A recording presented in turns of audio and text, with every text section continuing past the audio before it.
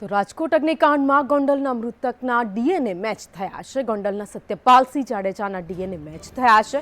DNA match થતા મૃતદેહ પરિવારજનોને સોંપાયો। વહેલી સવારે પરિવારજનોએ તેમના અંતિમ સંસ્કાર કર્યા।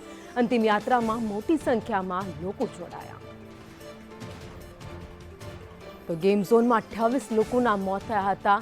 ત્યારબાદ મૃતદેહ ઓળખવા પણ મુશ્કેલ બન્યા હતા।